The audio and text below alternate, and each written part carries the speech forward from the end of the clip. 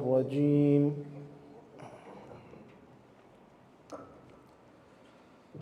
بسم الله الرحمن الرحيم.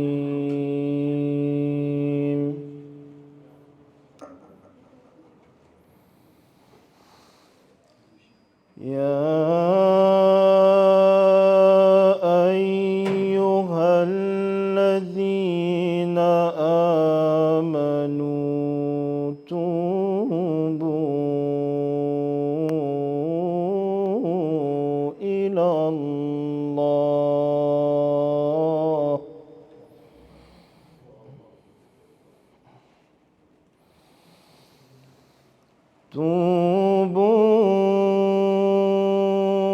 إلى الله توبة نصوحا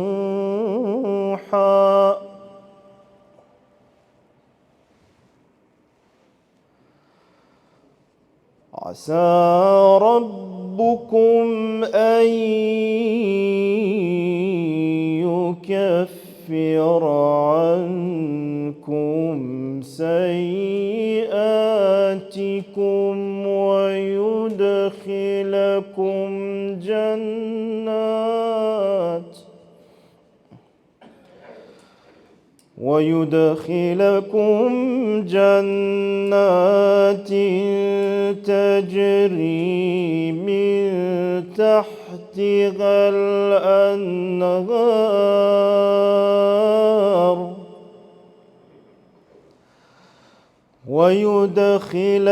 ويدخلكم جنات تجري من تحتها الأنهار يوم لا يخزي الله النبي والذين آمنوا معه نورهم يسعى بين أيديهم وبأيمانهم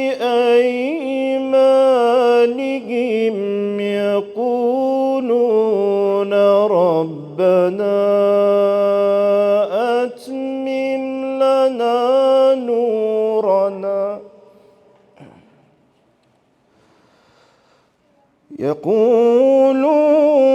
ربنا أتمم لنا نورنا واغفر لنا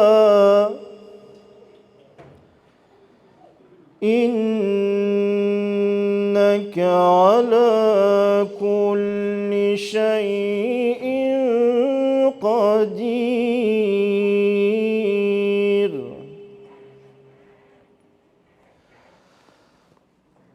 يا أيها الذين آمنوا توبوا إلى الله توبة نصوحا عسى ربكم أن يكفر عنكم سيئاتكم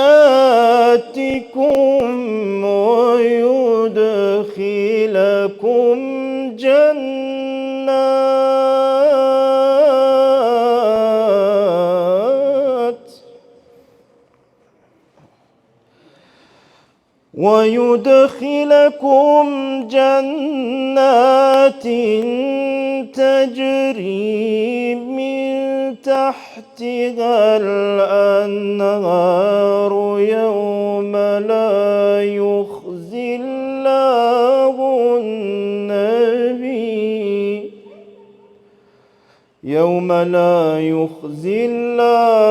النبي والذين آمنوا معه نورهم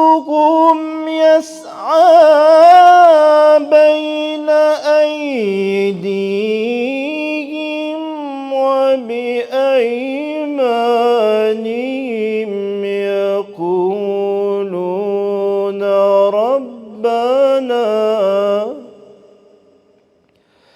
يقولون ربنا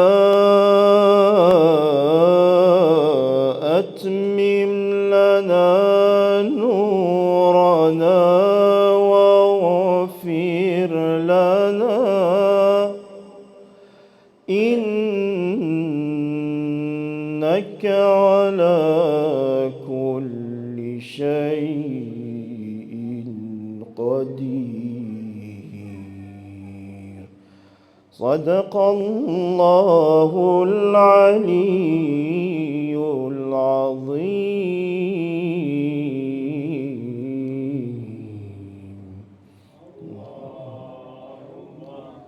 صل وسلم وزد وبارك على رسول الله وآله الأطهار، على رسول الله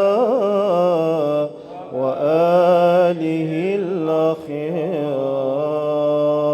صلوا على محمد وآل محمد.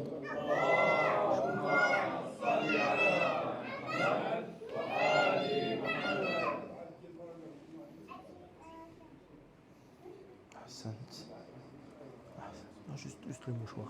L'eau, j'aurais pas la trois, ça va, on sait jamais. Chocolat.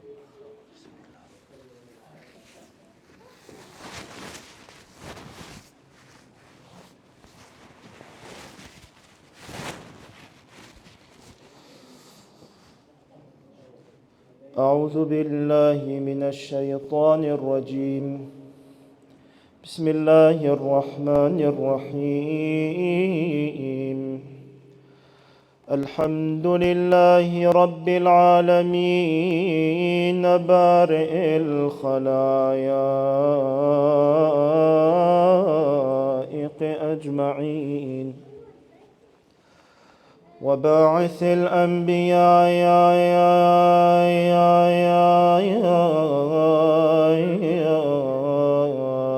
والمرسلين، ثم الصلاة والسلام على أعز المرسلين سيدنا ونبينا وطبيب نفوسنا وشفيع ذنوبنا المسمى في السماء بأحمد، وفي الأرضين بأبي القاسم محمد.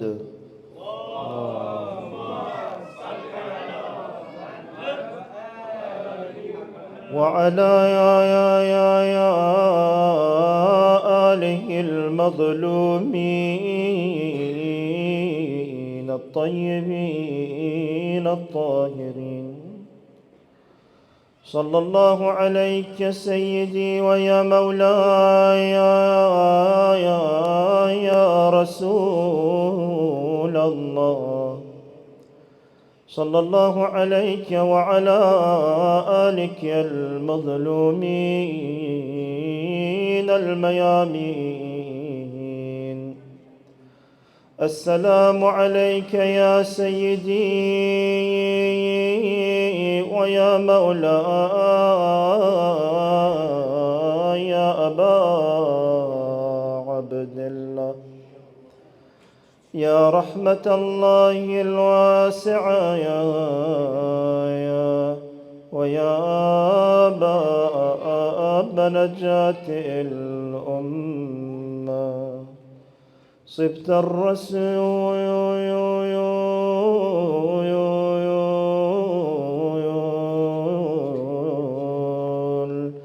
وقرة عين البتول، مولانا ومولى الكونين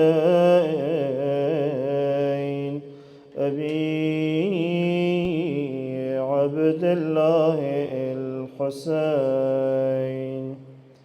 يا ليتنا ثم يا ليتنا كنا معكم سادتي فنفوز والله فوزا عظيما. زين العابدين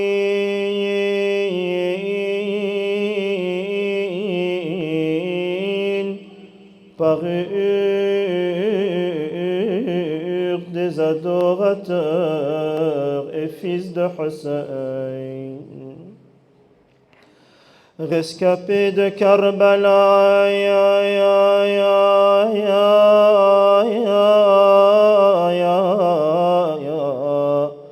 rescapés de Karbala. Il avait porté le poids du martyr pour le reste de sa vie. Ya Zaynul Abidin. Il avait dû assister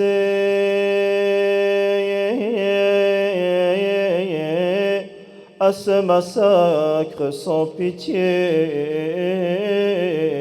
de ses bien-aimés. Impuissant à cause de la maladie. À Karbala, ya Zaynul Abidin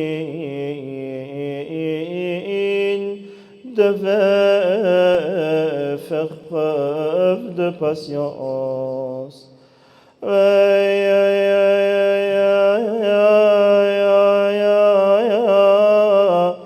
Quoi de plus dur pour un fils de ne pas pouvoir venir en aide à son père qui l'appelle au secours.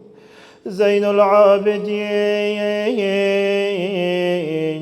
Zaynul Abidin,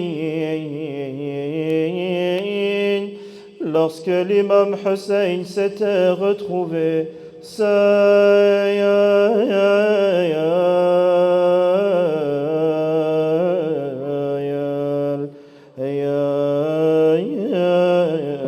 à Karbala, lorsqu'il a vu son père bien-aimé Abi Abdallah, ses compagnons l'ayant quitté, les membres de sa famille ayant été assassinés,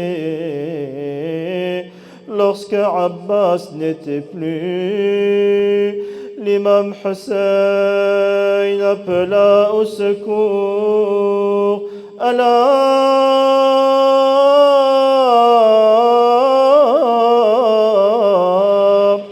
ألا من ناصر ينصرنا ألا من معين يعيننا. L'imam Zaynul Abidin sortit de sa tente, brandissant son épée dans une main et dans l'autre. Il s'appuyait sur sa canne et tentait tant bien que mal de rester debout. Mais Hussein le regarda d'un œil rempli d'amour et lui dit: oh mon fils Ali,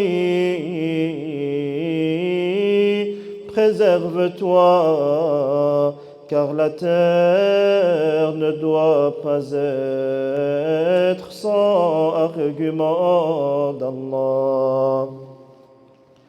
La hawla wa la quwwata illa billahi al-ali al-azim.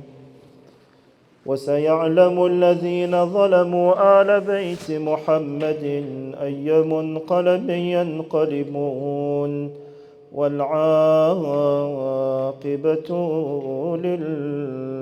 للمتقين.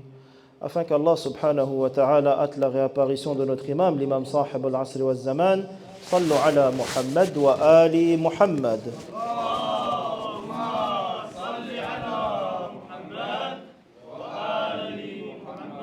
Pour l'amour de l'imam al-Hassan et de l'imam al-Hussein alayhi assalam, sallu ala Muhammad wa ali Muhammad.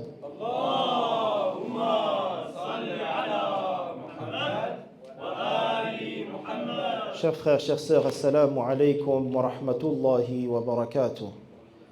Allah subhanahu wa ta'ala dit dans le Saint-Coran: Ya ayyuhalladhina amanu taqullaha wa kunu ma'as sadiqin. Ô vous qui avez cru, craignez Allah et soyez avec les véridiques.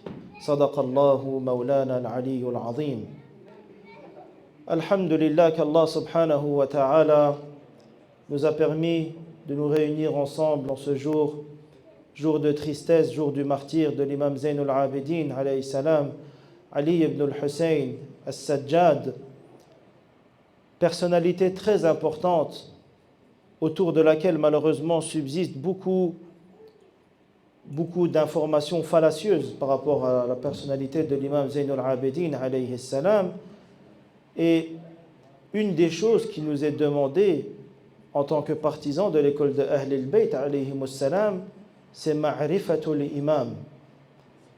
Ma'rifatul imam qui est très importante. On a un dua très important qui a été rapporté qui dit: Allahumma arifni nafsak fa innaka illam tu'arrifni nafsak lam a'rif rasulak. Ya Allah, permets-moi de te connaître, car si je ne te connais pas, alors je ne pourrai pas connaître qui est ton messager. Allahumma arifni rasulak fa innaka illam tu'arrifni rasulak lam a'rif hujjatak. Ya Allah, permets-moi de connaître ton prophète, car si je ne connais pas ton prophète, je ne connaîtrai pas qui est l'argument d'Allah subhanahu wa ta'ala sur terre. Allahumma arifni hujjatak fa innaka illam tu'arrifni hujjatak dalaltu an dini. Ya Allah, permets-moi de connaître ton argument, celui qui est ton représentant sur terre, car si je ne peux connaître ton représentant, alors je serai égaré dans ma religion. Et ce dua-là rejoint de manière parfaite le hadith connu que vous connaissez tous: Man mata wa lam ya'rif imama zamanihi mata mitatan jahiliya. Celui qui meurt et qui ne connaît pas l'imam de son temps sera mort de la mort de l'ignorance. Alors, ma'rifatul imam, na'am, ma'rifatullah, la première des choses, et l'imam Ali salamullah alayhi le dit dans ce khutbah, je pense que c'est le premier khutbah de Nahj al-Balagha, qui a été, donc, al-Sharif al-Razi, il a rapporté dans Nahj al-Balagha, l'imam Ali alayhi salam dit: Awwaluddin ma'rifatu. Awwaluddin ma'rifatu, c'est-à-dire le premier pas, la première étape dans la religion, c'est quoi? C'est ma'rifatullah, connaître Allah. Ça veut dire quoi connaître Allah? Est-ce qu'on pourra connaître l'essence d'Allah? Non, jamais on ne pourra connaître l'essence d'Allah. Pour pouvoir connaître l'essence d'Allah, quelle est la condition première pour qu'on puisse connaître l'essence d'Allah Azza wa Jal? C'est quoi? C'est que nous-mêmes nous soyons un ilah. Mais ce n'est pas possible, car il n'y a qu'un seul Allah Azza wa Jal, une seule divinité, en dehors de laquelle il n'y a point d'autre divinité. Donc ma'rifatullah, c'est connaître les caractéristiques d'Allah, les sifat, donc les caractéristiques d'Allah subhanahu wa ta'ala, et le connaître via les versets du Coran, les ahadiths du prophète et de Ahl al-Bayt alayhimus salam. Ensuite, connaître la connaissance ma'rifatul Rasul sallallahu alayhi wa alayhi. Connaître le Rasulullah. Mais connaître Rasulullah, ce n'est pas connaître sa carte d'identité. Ce n'est pas simplement connaître d'où il vient, qui était son père, qui était sa mère, où est-ce qu'il a grandi, à quel âge il est parti dans tel endroit. Non, tout ça, ce sont des informations de culture générale. C'est de la culture générale. C'est intéressant de le connaître aussi, c'est bien, ce n'est pas une interdiction, c'est même louable. Mais ça ne sert à rien de connaître cela sans connaître vraiment les principaux traits de caractère de qui? De Rasulullah sallallahu alayhi wa alayhi. De connaître quelle était cette personnalité dont Allah Azza wa Jal dit: Wa innaka la'ala khuluqin azim. Tu es d'une éthique grandiose. Donc connaître Rasulullah, c'est connaître le but de sa mission. c'est connaître, savoir pourquoi est-ce qu'il a été envoyé. La même chose pour ma'rifatul imam. Connaître les imams, c'est pas savoir quel était son nom. Donc Ali ibn al-Hussein, Zayn al-Abidin, As-Sajjad, etc., né en telle année, il a assisté à Karbala et il est décédé en telle année le 25 du mois de Muharram, ou selon d'autres riwayas le 12 du mois de Muharram. Tout ça, ce n'est pas suffisant. Ce n'est pas ça qui est demandé dans Ma'rifatul Imam. C'est connaître qui était vraiment l'imam Zaynul Abidin alayhi salam par les enseignements qu'il nous a transmis. Quels sont les enseignements que l'imam Zaynul Abidin alayhi salam nous a transmis? Qu'est-ce que l'imam Zaynul Abidin alayhi salam nous a laissé comme héritage? Dans quelles circonstances l'imam Zaynul Abidin alayhi salam il a évolué? On a parlé du mouvement de réforme de l'imam al-Hussein salamullah alayhi, et on doit s'en inspirer. On doit s'inspirer de ce mouvement de réforme que l'imam al-Hussein alayhi salam a entrepris à Karbala, mais pas forcément une réforme que à titre personnel. Naam, la réforme à titre personnel, elle est demandée, mais aussi une réforme plus importante et dans un degré plus large, qui est quoi? La réforme de la société. Ensuite, logiquement, une fois qu'on a étudié ces enseignements donc qu'on apprend de l'imam al-Hussein salamullah alayhi, on va chercher quoi? Ce que l'imam Zaynul Abidin alayhi salam nous a laissé comme héritage. Alors, par rapport à la personnalité de l'imam Zaynul Abidin alayhi salam, on entend souvent malheureusement, et ça a été écrit dans beaucoup de livres, que l'imam Zaynul Abidin alayhi salam, à la différence de son père l'imam al-Hussein alayhi salam, n'était pas un imam qui était, si vous voulez, motivé par le djihad, par le mujahada. C'est plutôt, on l'appelle comment? Al-imam al-samit. Et ce n'est pas à juste titre qu'on l'appelle comme ça. On l'appelle l'imam muet. L'imam qui était, oui, un imam spirituel, un grand guide spirituel, un grand guide scientifique, hein, mais au niveau politique, au niveau de la Ummah, au niveau de son engagement, l'imam Zaynul Abidin alayhi salam n'a strictement rien à voir avec qui? Avec son père, l'imam al-Hussein alayhi salam. Et ça, chers frères et sœurs, c'est la plus grande injustice qu'on fait envers qui? Envers l'imam Zaynul Abidin salamullah alayhi. Ceux qui viennent dire cela, ceux qui viennent dire que l'imam Zaynul Abidin alayhi salam n'était pas engagé comme l'imam al-Hussein alayhi salam, c'est qu'ils n'ont jamais lu un seul livre, ou même ne serait-ce qu'une page d'un livre sur la vie de l'imam Zaynul Abidin. C'est qu'ils ne connaissent rien du tout sur l'imam Zaynul Abidin alayhi salam. Et aujourd'hui, Inch'Allah ta'ala, on va essayer de démonter ces accusations fallacieuses par rapport à la personnalité de l'imam Zaynul Abidin, pour voir qu'en réalité, au même titre que l'imam al-Hussein alayhi salam était engagé dans la réforme, au même titre que l'imam al-Hussein alayhi salam était engagé dans le djihad, dans l'effort dans la voie d'Allah azza wa jal, à la même manière et au même degré, l'imam Zaynul Abidin salamullah alayhi a été engagé de la même façon. Peut-être par des voies différentes, peut-être d'une manière qui n'est pas la même que l'imam Hussein alayhi salam. Et ça, c'est juste à cause de quoi? Des circonstances dans lesquelles les deux ont évolué, qui étaient complètement différentes.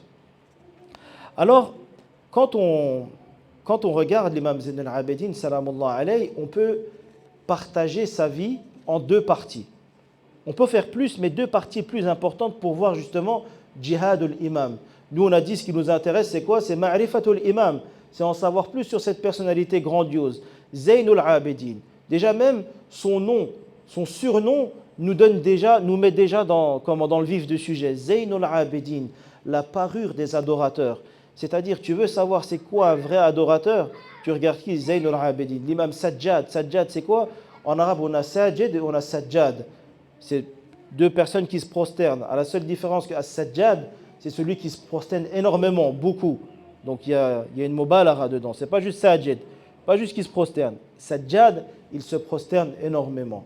Donc l'imam Zaynul Abidin alayhi salam, sa vie, on peut l'étudier selon deux périodes, en fonction de deux périodes. Premièrement, la période qu'il a passée après Karbala, donc quand il était emprisonné.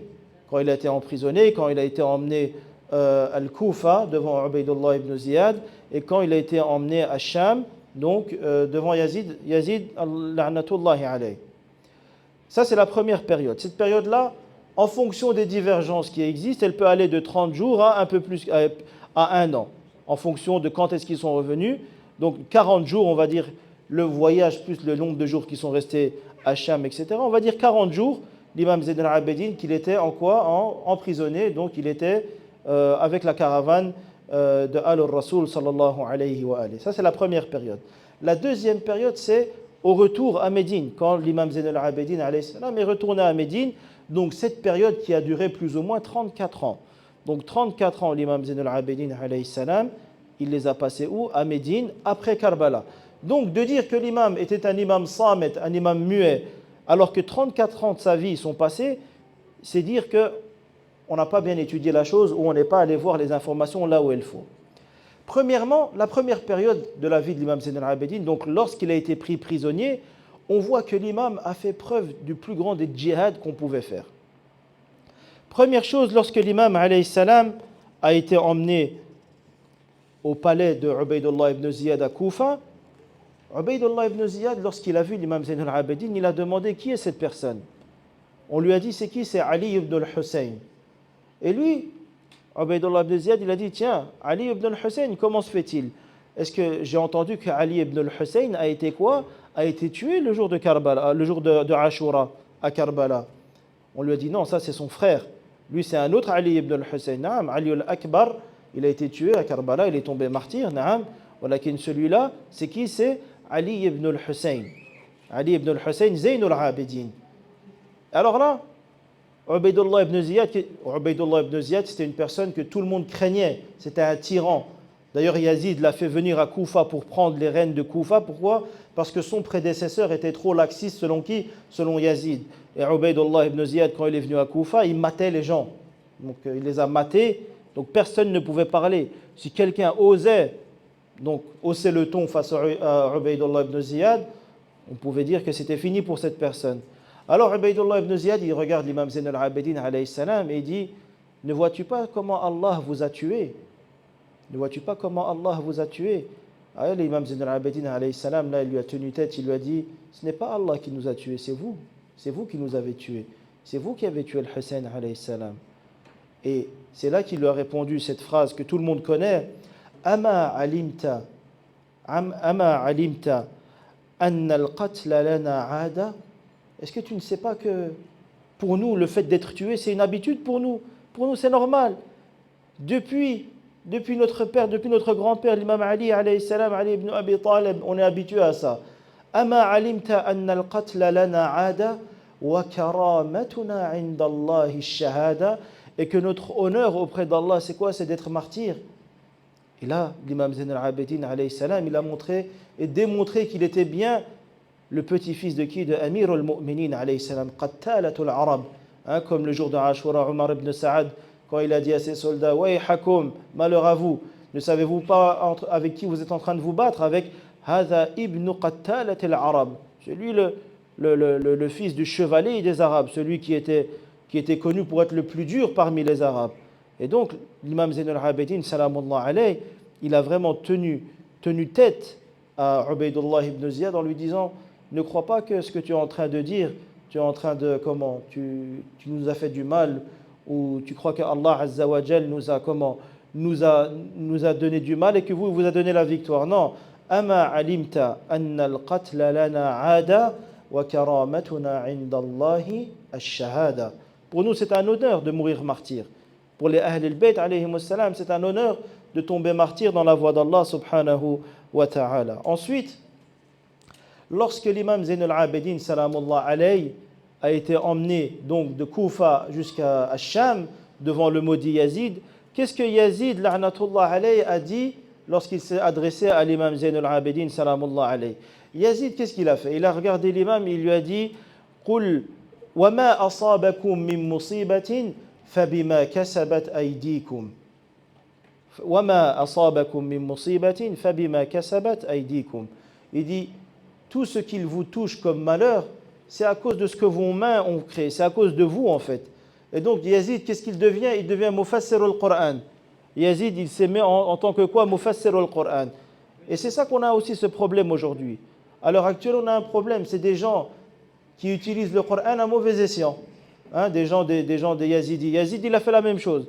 Et Yazid, dont les riwaya, dont l'histoire nous dit qu'il n'a jamais mis les pieds en dehors de Sham. Yazid, il n'a jamais mis les pieds en dehors de Sham. Il n'est jamais allé voir jusqu'à la Mecque, faire le pèlerinage, etc., ces choses-là, rien du tout. Yazid est devenu quoi? Mufassir al-Qur'an. Et il parle à qui? À l'imam Zayn al-Abidin, salamullah alayhi, qui est al-Qur'an al-Natiq. Donc il lui dit il lui sort ce verset-là. Il lui dit, hein, tout ce qui nous arrive comme malheur, tout ce qui peut vous toucher comme malheur, c'est à cause de vous. L'imam Zayn al-Abidin, alayhi salam, il dit, ce verset-là, il n'a pas été révélé pour nous, les Ahl al-Bayt, alayhim salam. Mais le verset qui a été révélé pour nous, c'est quoi? قُلْ لَنْ يُصِيبَنَا إِلَّا مَا كَتَبَ اللَّهُ لَنَا هُوَ مَوْلَانَا. Il dit plutôt le verset qui a été révélé pour nous, les Ahl al-Bayt, c'est quoi?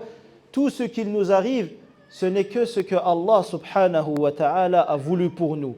Huwa maulana, il est notre maître. Choufou, les Ahl al-Bayt alayhim salam, ils nous apprennent une chose essentielle. Cette chose essentielle, c'est quoi? C'est pas le résultat qui compte. C'est pas le résultat. C'est le wazifa. C'est d'accomplir sa responsabilité. Ta responsabilité, c'est de quoi? C'est d'œuvrer dans la voie d'Allah subhanahu wa ta'ala. Ne te pose pas la question est-ce que ça va réussir ou ça va pas réussir. Al-wazifa, قُلْ لَنْ يُصِيبَنَا إِلَّا مَا كَتَبَ اللَّهُ لَنَا هُوَ مَوْلَانَا. C'est notre maître. Tout ce qui nous arrive, c'est quoi? Tout ce qui nous touche, c'est ce que Allah subhanahu wa ta'ala a voulu. Ya Allah, ridan bi ridak. Comme l'imam al-Hussein salamullah alayhi disait, je suis satisfait de ce que tu es satisfait, Ya Allah. Ya Allah, ce qui nous arrive est facile. Pourquoi? Parce que c'est sous ton regard. Allahumma taqabbal minna hadha al-qurban. Sayyida Zainab salamullah alayhi. Tout ce qui est dans la voie d'Allah azza wa jal, c'est ça qui est important. Et là, Ahl al-Bayt, il nous montre cela. Et donc, ces deux moments-là nous montrent vraiment que l'imam Zayn al-Abidin salamullah alayhi était un vrai mujahid. Pourquoi? Parce qu'on oublie que tenir tête à ces tyrans-là n'était pas chose facile. Pas n'importe qui pouvait leur parler. Pas n'importe qui pouvait leur tenir tête. Et donc l'imam Zayn al-Abidin n'est pas cet imam muet dont on essaye de nous montrer, nous dire al-imam al-samet, hein, imam muet, ou imam al-bakka'in, l'imam qui pleure tout le temps. Non, on va en venir aux pleurs de l'imam Zayn al-Abidin. Walakin, l'imam Zayn al-Abidin, c'est aussi le courage, c'est aussi tenir tête à qui? À Ubaydullah ibn Ziyad, c'est aussi tenir tête à qui? À Yazid ibn Muawiyah, alayhi al-la'na. Donc il nous a montré vraiment ce courage. Ensuite, tu vois à l'époque, la deuxième époque très importante de la vie de l'imam Zayn al-Abidin, salamullah alayhi, lorsqu'il revient à Médine. Dans quelles circonstances et dans quel contexte l'imam Zayn al-Abidin alayhi salam revient à Médine? Médine, après l'événement, donc post-Ashura, qu'est-ce qui se passe à Médine? C'est la terreur qui règne à Médine. C'est les menaces. C'est l'insécurité. Tu as Yazid, ensuite tu as Marwan, et ensuite tu as Abd al-Malik. Abd al-Malik qui a gouverné, qui a été donc le calife de Banu Umayya pendant plus ou moins 20 ans. Pendant ces 20 ans-là, donc l'imam Zayn al-Abidin, la période de l'imam Zayn al-Abidin coïncide avec ce tyran-là. Abd al-Malik, c'est quoi? C'est la tyrannie, c'est la peur. Tu ne peux même pas appeler ton fils Ali.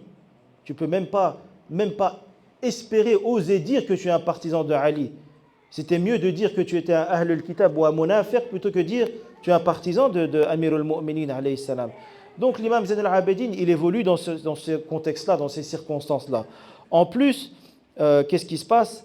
C'est à ce moment-là qu'il y a eu la dégradation de la société islamique. Qu'est-ce que ça veut dire? Ça veut dire que tout ce qui est musique, tout ce qui est danse, tout ce qui est mixité, ça a commencé à cette époque-là. À cette époque-là.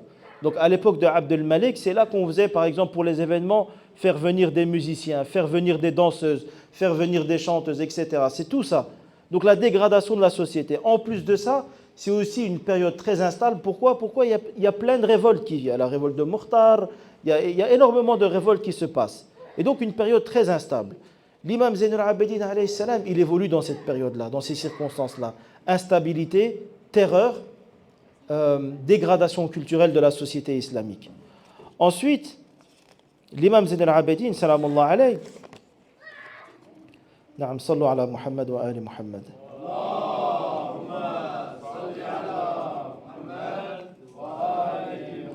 Na'am. Par rapport à la question de ceux qui disent pourquoi l'imam Zayn al-Abidin alayhi salam n'a pas pris les armes, ne s'est pas révolté, parce que les circonstances n'y étaient pas. L'imam Zayn al-Abidin, s'il avait pris les armes pour se révolter à cette époque-là, ça aurait fini. On aurait même pu entendre parler de Ashura, de Ahl al-Bayt, de Coran, tout ça. Et donc l'imam Zayn al-Abidin, son djihad, c'était un djihad qui était hakim, un djihad qui était sage. Et la sagesse, c'est un don divin. La sagesse, c'est un don divin qui n'est pas donné à tout le monde.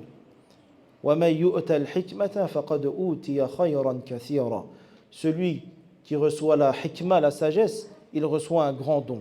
Alors, avant de rentrer dans les différentes manières dont l'imam Zayn al-Abidin alayhi salam a fait son djihad, il y a deux histoires qui sont importantes sur la personnalité de l'imam Zayn al-Abidin alayhi salam qui se sont passées à cette époque-là et qui nous montrent le courage de l'imam Zayn al-Abidin alayhi salam. La première histoire, c'est lorsque l'imam Zayn al-Abidin s'est marié avec une de ses esclaves. L'imam, il avait une esclave, il l'a libérée, il s'est marié avec elle. Et Abd al-Malik, donc lui, il avait des espions à Médine. Un de ses espions lui a rapporté ça, lui a dit, l'imam Zayn al-Abidin s'est marié avec une de ses esclaves. Abd al-Malik, qu'est-ce qu'il a voulu faire? Il a voulu mettre l'imam dans une situation embarrassante. Donc il lui a écrit une longue lettre. Il lui a dit, comment est-ce qu'un homme comme toi, descendant de Rasulullah sallallahu alayhi wa sallam, peut se marier avec une de ses esclaves? Vous n'êtes pas de la même, caste, du même rang social. Toi, tu es le descendant du messager d'Allah. Elle, ce n'est qu'une simple esclave, etc. Donc, il lui a écrit une lettre. L'imam Zayn al-Abidin, il lui a répondu à cette lettre. Je ne vais pas parler de la lettre en détail, parce qu'elle est assez longue, mais il y a quelques mots qui sont très importants dans cette lettre. La première chose, c'est qu'il dit, quand est-ce que l'islam a fait la différence entre les gens? Quand est-ce que l'islam est venu faire des rangs sociaux, venu dire il y a le riche, il y a le pauvre, et le riche et le pauvre sont différents aux yeux d'Allah? Il dit, ce que tu es en train de faire, c'est quoi? C'est l'u'mul jahiliya. Ça veut dire quoi? Tu es en train de revivifier et de remettre en activité quoi? La même culture de la période de l'ignorance dont toi tu es issu. Il est en train de dire, toi, Abd al-Malik, et toi et tous tes ancêtres, vous êtes de la période de l'Jahiliya. L'islam, vous l'avez juste accepté en quoi? En apparence. Et en réalité, vous mettez encore la pratique de l'Jahiliya. Hein? Les castes, donner de l'importance à la tribu, donner de l'importance à la famille. Hein? On le voit à l'époque du califat de Uthman, hein, où il a donné des privilèges aux Banu Umayya. Quand c'est venu? C'est venu à l'époque de Uthman. Et donc, l'imam, il lui envoie cette réponse-là. Abd al-Malik, il était avec son fils Sulayman. Son fils, quand il a vu la réponse de la lettre, il lui a dit, papa, il a essayé de chauffer son père en fait. Il lui a dit, papa, tu as vu cette réponse-là? L'imam, tu as vu comment il est en train de te parler? Il est en train de te dire, l'u'mul jahiliya. Il est en train de nous dire, nous, on est des gens de jahiliya. C'est très péjoratif. Et Abd al-Malik, qu'est-ce qu'il lui a dit? Il lui a dit, en réalité, je ne peux rien dire. Allah Azza wa Jalla a tellement élevé cette personne-là, et sa réponse, elle est tellement cinglante qu'il n'y a rien à redire. Donc l'imam Zayn al-Abidin, salamullah alayhi, vraiment, il a montré qu'il n'avait pas peur de ces gens-là. Donc ce n'était pas imam Samet, comme on essaye de le dire. Hein? On a des preuves, on a les lettres qu'il a envoyées, les paroles, comment il a tenu tête à ces gens-là, à ces tyrans-là de Banu Umayya. Une autre histoire qui s'est passée avec l'imam Zayn al-Abidin, salamullah alayhi, qui est aussi très intéressante, c'est celle lorsque l'imam, alayhi salam, la riwaya, elle a été rapportée dans le Kafi, usul al-Kafi. Je vais la dire en arabe, ensuite on va la traduire. وروي أن زين العابدين عليه السلام مر برجل وهو قاعد على باب رجل. L'imam Zayn al-Abidin alayhi salam, un jour il passait devant une maison et il a vu un homme, un pauvre qui était assis devant une porte, la porte d'un autre homme. D'autres riwayats te disent que cet homme-là, donc le propriétaire de la maison, c'était un des généraux des Banu Umayya, c'était une personne très exécrable, une très mauvaise personne. Et donc l'imam Zayn al-Abidin, il voit cet homme-là qui est assis devant la porte de cet homme exécrable, hein, de ce tyran des Banu Umayya.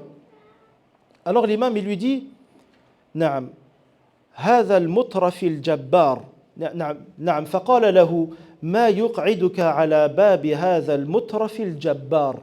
Il a dit, qu'est-ce qui fait que toi tu t'assois devant la porte de ce tyran-là, devant cette personne exécrable, ce tyran? Et il lui a dit, فقال البلاء, le malheur. C'est le malheur, je suis quelqu'un dans le malheur, dans les problèmes, j'ai besoin qu'on m'aide, donc je viens m'asseoir devant la porte de cet homme-là, parce que même si c'est un jabbar, même si c'est un tyran, même si c'est une personne qui n'est pas du tout intéressante, j'ai besoin d'argent, j'ai besoin de quelque chose. Alors l'imam Zayn al-Abidin, devant tout le monde, il lui a dit, قال قم فأرشدك إلى باب خير من بابه وإلى رب خير لك منه. L'imam Zayn al-Abidin lui a dit devant tout le monde, lève-toi, je vais t'emmener vers une porte qui est meilleure que sa porte, et je vais t'emmener vers un Seigneur qui est meilleur que cet homme-là. فأخذه بيده حتى انتهى به إلى المسجد مسجد رسول الله صلى الله عليه وآله. L'imam Zayn Allahumma salli ala. Où est-ce que l'imam alayhi salam il emmène? Masjid al-Nabi sallallahu alayhi wa alihi. Il l'emmène chez le prophète sallallahu alayhi wa alihi. Et il lui a dit, Naam. ثم قال استقبل القبلة وصل ركعتين ثم ارفع يديك إلى الله عز وجل فأثني على الله وصل على رسوله صلى الله عليه وآله ثم دعوا بآخر الحشر وست آيات من أول الحديد وبالآيتين في آل عمران ثم سل الله سبحانه فإنك لا تسأل شيئا إلا أعطاك. Il lui a dit, tu vas chez Rasulullah, à la mosquée du prophète, tu te mets en direction de la Qibla, tu pries 2 rak'at, tu pries sur Muhammad et Ali Muhammad, ensuite tu lis les derniers versets de Surat al-Hashr, tu lis aussi les 6 premiers versets de Surat al-Hadid et 2 versets de Surat Ali Imran. Ici, Al-Allama Majlisi rapporte que les 2 versets de Surat Ali Imran, c'est le verset 26, 25 ou 26 de Surat Ali Imran. Et ensuite, tu dis, tu demandes ce que tu veux à Allah subhanahu wa ta'ala et Allah te le donnera. Et donc, devant tout le monde, l'imam Zayn al-Abidin, il avait pas peur de ces gens-là. Il a montré que non, ces gens-là, ils ne valaient rien et qu'ils n'avaient rien. Il n'y avait aucun khayr à tirer de ces gens-là. Il lui a dit, Qum, viens avec moi.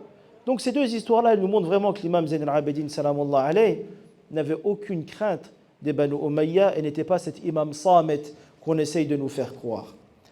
Ensuite, venons-en maintenant directement au djihad de l'imam Zayn al-Abidin.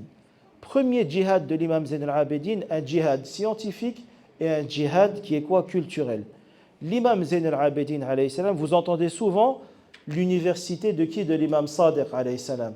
Vous entendez souvent l'université de l'imam al-Baqir, alayhi salam. À Médine, on dit que l'imam Sadiq, combien d'élèves il avait? 4000 élèves. Ces 4000 élèves dans une université, il y a un seul prof ou il y a plusieurs profs? Il y a toujours plusieurs profs. Un seul prof, c'est jamais suffisant. Donc l'imam Sadiq, Naam, c'était le professeur en chef de l'université. Voilà qu'il y avait des autres professeurs qui venaient aussi assister l'imam, des profs assistants, comme on a à l'université. Des profs assistants qui venaient assister l'imam Sadiq, alayhi salam. Ces profs assistants, c'était qui? C'était ceux qui ont été formés par qui? Par l'imam Zayn al-Abidin, alayhi salam. Comme Abi Hamza al-Samali ou Al-Kabuli, plein d'élèves dont l'imam Zayn al-Abidin alayhi salam a formé et qui ensuite ont joué un rôle très important dans l'université de l'imam Sadiq alayhi salam. Et d'ailleurs, l'imam Sadiq salamullah alayhi, il y a une riwaya qui nous dit, qui nous classifie comment est-ce que l'homme, il peut être au service de la communauté. Et il dit, Ar-rijalu thalatha. Il y a 3 types d'hommes. Rajulun bimali. Un homme avec son bien, avec son argent, avec ce qu'il possède, il peut être au service des gens. Donner dans la voie d'Allah. Donner pour des projets qui sont quoi? Des projets dans la voie d'Allah. C'est très important. On sait très bien qu'aujourd'hui, si on n'a pas cet élément qui est l'argent, on ne peut pas faire de projet, on ne peut pas avancer. C'est important. Ce n'est pas l'essentiel, mais c'est quelque chose de très important. Faire sadaqa. La sadaqa, c'est très important. On a une riwaya qui nous dit لِكُلِّ شَيْءٍ مِفْتَاحٌ وَمِفْتَاحُ الرِّزْقِ الصَّدَقَةِ. Chaque chose a une clé, et la clé de rizq, c'est quoi? C'est sadaqa, donner dans la voie d'Allah. Vous savez que le fait de donner dans la voie d'Allah, sadaqa, c'est une des choses que les gens qui vont aller en enfer vont regretter. Dans Surat al-Munafiqun, quand les gens de l'enfer, ils seront en enfer, ils disent quoi? Il dit quoi?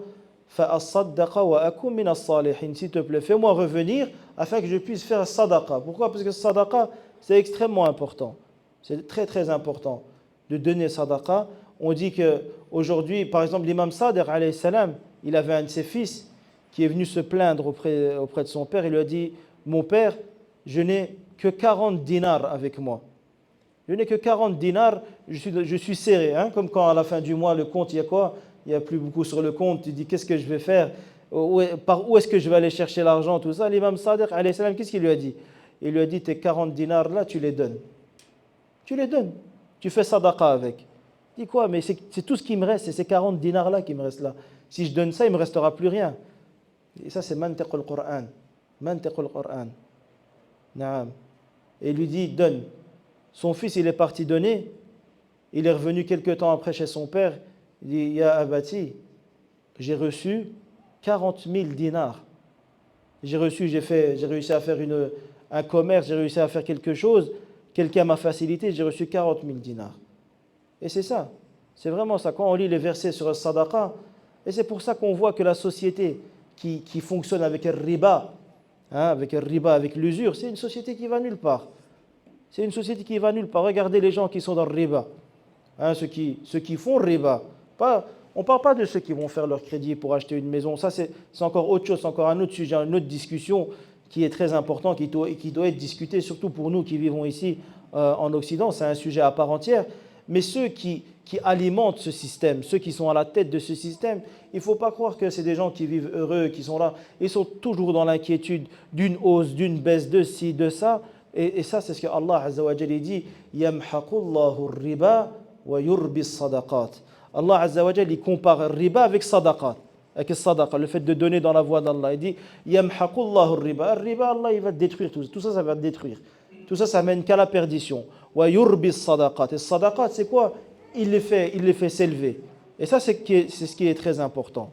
Et donc, la première manière d'être au service de la communauté, rajulun bimali wa rajulun bijahi. L'imam il dit ar-rijalu thalatha rajulun bimali wa rajulun bijahi. C'est quoi bijahi? C'est un homme qui est quoi? Qui a une place importante dans la société. Des fois, tu as besoin d'une petite signature de quelqu'un pour que tes affaires elles puissent avancer plus vite. Et bien comme ça, tu peux aider quelqu'un. Si tu as la possibilité, par exemple, de faciliter l'accès à quelqu'un à un travail ou à un certain poste, et que cette personne, bien sûr, mérite ce poste. Ce n'est pas juste du copinage. On ne parle pas du copinage, on parle vraiment de quelqu'un qui n'a peut-être pas l'occasion de trouver un bon travail, mais qui a les compétences. Toi, tu peux lui permettre d'atteindre ce travail, et bien tu l'aides. Tu l'aides avec une signature, tu l'aides avec une lettre de recommandation, avec tout ce qui existe maintenant pour pouvoir faciliter. Et la troisième manière, il dit quoi? وَرَجُلٌ بِلِسَانِهِ وَهُوَ أَفْضَلُ الثَّلَاثَةِ. Et un homme avec quoi? Avec sa langue. وَهُوَ أَفْضَلُ الثَّلَاثَةِ. Et celui-là, c'est le meilleur des trois. Pourquoi? Parce que le savoir qu'on va transmettre, la science qu'on va transmettre, l'apprentissage du Coran qu'on va transmettre à nos enfants, l'apprentissage de quoi? De la sunna de Rasulullah sallallahu alayhi wa alihi. L'apprentissage de quoi? Ma'rifatul imam. Les apprentissages et les enseignements de l'imam Zayn al-Abidin, si on les apprend à nos enfants, si on les apprend à nos nouvelles générations, croyez-moi que c'est un capital qui ne fera que les aider tout au long de leur vie. Aujourd'hui, celui qui a l'imam al-Hussein alayhi salam, il a tout. Celui qui a l'imam Zayn al-Abidin alayhi salam, il a toutes les armes qu'il lui faut pour se protéger dans la société. Mais celui qui n'a pas ça, il est faqir, il est miskin, il est pauvre, il est indigent, il ne peut aller nulle part. Aujourd'hui, celui qui n'a pas Sahif al-Sajjadiyya, cet héritage, ce trésor spirituel, comment est-ce qu'il veut invoquer Allah? Par quelle invocation il veut invoquer Allah subhanahu wa ta'ala? Celui qui n'a pas lu Risalatul Huquq de l'imam Zayn al-Abidin, qu'est-ce qu'il a lu? Il n'a rien lu du tout alors. Risalatul Huquq de l'imam Zayn al-Abidin alayhi salam. Celui qui ne va pas lire par exemple les différents tafasirs du Saint-Coran attribués à l'imam Zayn al-Abidin alayhi salam, il est perdant, il n'a rien du tout. Un jour, une personne est venue chez l'imam Zayn al-Abidin, il lui a dit « Yabna Rasulillah », ça veut dire quoi quand Allah Azza wa Jal dans le Coran il dit « Walakum fil qisasi hayatu ya ulil albab » Allah dans Surat al-Baqarah, qu'est-ce qu'il dit? Il dit « Walakum fil qisasi hayatun » La loi du talion. Al-qisas, c'est quoi? C'est par exemple, quelqu'un assassine une personne, sa punition c'est quoi? C'est aussi qu'elle soit tuée. Al-qisas, c'est ça le qisas. Allah Azza wa Jal, il dit dans le qisas, vous avez quoi? Vous avez la vie. Alors que quoi? Quand tu entends le mot qisas, tu ne penses pas à la vie. Tu penses à quoi? Tu penses à la mort directement. Parce que si tu tues une personne, eh bien toi, ta punition, c'est que tu seras tué aussi. Donc pourquoi est-ce qu'Allah Azza wa Jal dit « Walakum fil qisasi hayatu ya ulil albab » Donc Allah il s'adresse à qui? À ceux qui sont doués d'intelligence. Ulul albab. L'imam Zayn al-Abidin, salamullah alayhi, lui a dit, tu sais pourquoi? Allah il dit c'est hayat, il y a la vie dans le qisas. Parce que celui qui sait que si la punition du meurtre c'est le meurtre, est-ce qu'il va aller tuer quelqu'un? Il ne va pas aller tuer quelqu'un. Donc ça va être un frein pour lui. Ça va être quoi? Un moyen de dissuasion. Celui qui sait que tuer, donc ça va t'empêcher de tuer. Donc tu ne vas pas aller tuer. Parce que tu sais que l'aqiba, donc la fin de toi, c'est quoi? C'est toi aussi que tu vas être tué. Donc c'est pour ça qu'Allah Azza wa Jalla dit وَلَكُمْ فِي الْقِصَاصِ حَيَاتٌ يَا أُولِي الْأَلْبَابِ. Ensuite, il ne nous reste plus beaucoup de temps, Inch'Allah, je vais essayer de faire court. L'imam Zayn al-Abidin, salamullah alayhi, a fait un djihad au niveau social. Comment est-ce qu'il a fait un djihad au niveau social? L'imam Zayn al-Abidin, salamullah alayhi, il a, par exemple, lorsque Al-Madina a été attaqué par Banu Umayya, vous savez, Madina, ça a été attaqué, la Mecque, elle a été attaquée, et ils ont fait le masa'ib. Ils ont fait le masa'ib, le sang qu'ils ont versé, les femmes qui ont été violées, c'était énorme. Et ça fait partie de l'histoire. C'est écrit et c'est ancré dans l'histoire. L'imam Zayn al-Abidin, il a été le protecteur d'énormément de personnes. Il a protégé énormément de personnes. On dit que plus ou moins 400 familles étaient sous la protection de l'imam Zayn al-Abidin. Donc l'imam Zayn al-Abidin, il a eu ce djihad aussi au niveau social. Il était impliqué dans la société. Il a éduqué, il a formé, il avait plein d'esclaves, il achetait des esclaves, il les libérait et il leur enseignait.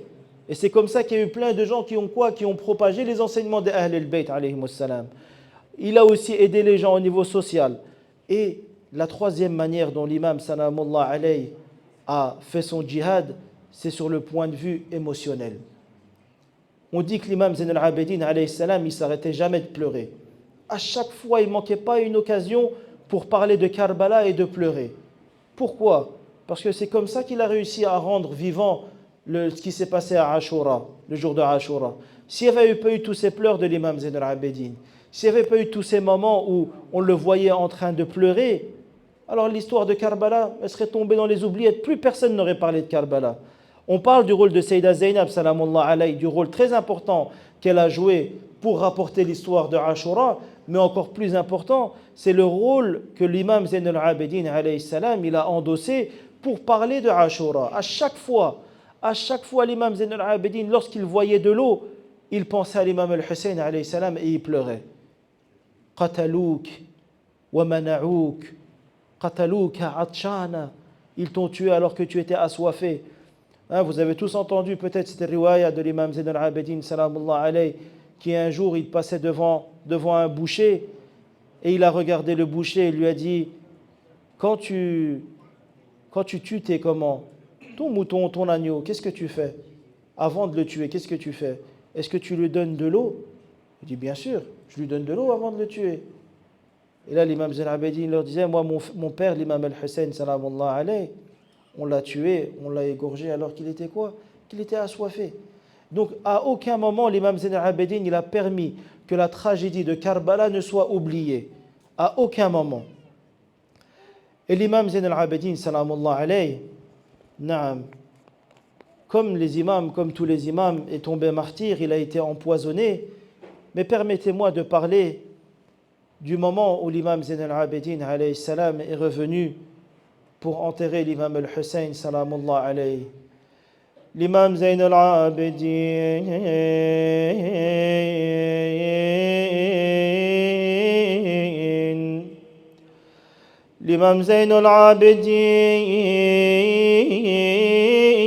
ne pouvait s'empêcher de penser à Karbala.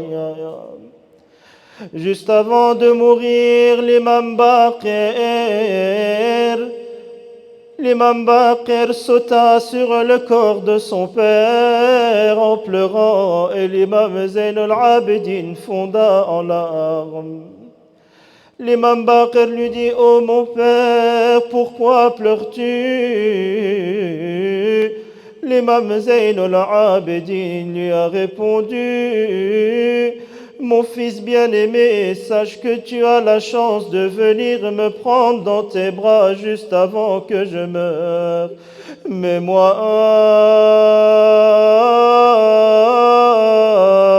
à Karbala.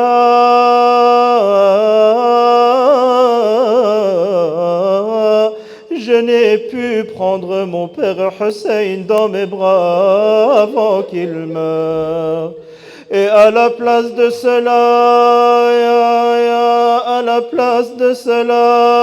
j'ai vu le maudit Shemr assis sur la poitrine de mon noble père. Alors mon fils, estime-toi heureux. 2 jours après la tragédie de Ashura, l'imam Zayn al-Abidin, par sagesse divine, s'est rendu à Karbala. Car un imam ne peut être enterré que par un imam. La tribu des Bani Asad se trouvait sur place et était venue pour enterrer les corps des martyrs de Karbala. Mais au loin, ils ont vu venir un cavalier. Lorsqu'il est venu, il leur a empêché de toucher au corps. La première chose que l'imam Zayn al-Abidin a faite, il s'est dirigé vers un corps sans tête à Karbala. Il s'est dirigé vers le corps de son père Abi Abdallah. Les membres de la tribu de Bani Asad rapportent, ils disent: lorsque ce cavalier s'est approché de ce corps sans tête, il s'est jeté dessus et il a essayé de le porter, mais à chaque fois qu'il le portait, tellement le corps avait été piétiné que des morceaux retombaient par terre. L'imam Zayn al-Abidin leur a alors dit: donnez-moi un morceau de tissu afin que je puisse porter ce corps. Alors l'imam leur a dit: s'il vous plaît, creusez une tombe à cet endroit. Ils ont alors creusé une tombe. L'imam Zayn al-Abidin est descendu avec le corps de l'imam al-Hussein qu'il a mis dans la tombe. Les gens de Bani Asad ne savaient pas que c'était l'imam Zayn al-Abidin. Normalement, la coutume veut que lorsque l'on enterre une personne, que l'on mette sa joue sur sa joue. Mais l'imam Zayn al-Abidin ne voyait aucune joue. À la place de cela, il a mis son visage sur la tranchée, sur la tête tranchée d'Abi Abdallah. Ensuite, l'imam Zayn al-Abidin a pris le bébé de l'imam al-Hussein et l'a enterré à côté de lui. Lorsque l'imam s'est relevé et lorsqu'il a fini d'enterrer tout le monde, il a demandé aux membres de la tribu de Bani Asad: avons-nous enterré tous les corps? Ya sahib al-zaman. Non, il reste encore un corps abandonné. Il reste encore un corps près de la rivière. Il reste encore le corps sans bras de cet homme courageux. Alors l'imam Zayn al-Abidin s'est rendu auprès de ce corps. Lorsqu'il l'a vu, il a fondu en larmes et a dit: Assalamu alayka ya qamara bani Hashim. Que la paix soit sur toi, ô lune des Bani Hachim. Que la paix soit sur toi, ô Abbas. Alors l'imam l'a enterré. Les gens de Bani Assad lui ont demandé qui es-tu? Tu es le seul à avoir pu porter ses corps. Il leur a dit, je suis votre imam Ali ibn al-Hussein.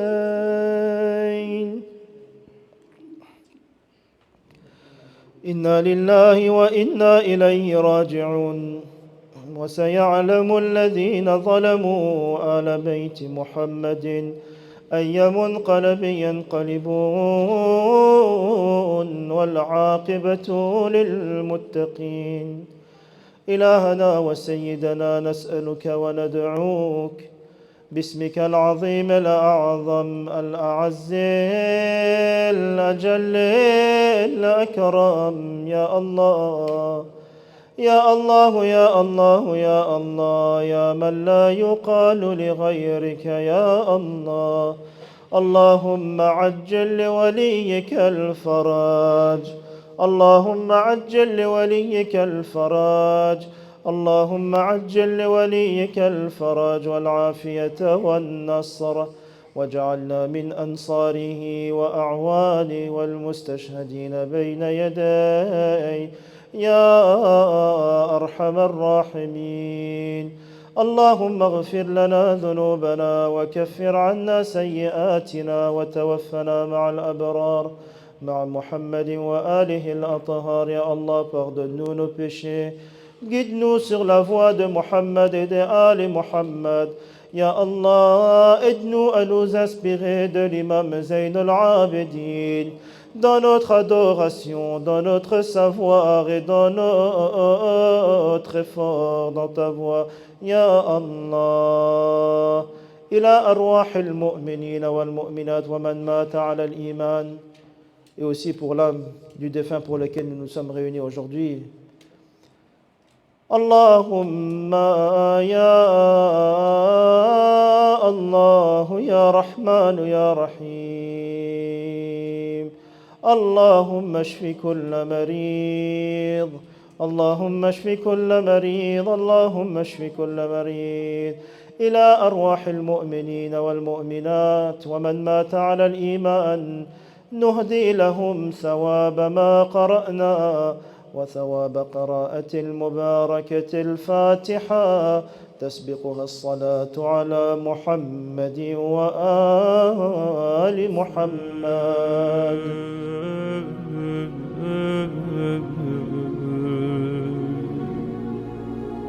حسين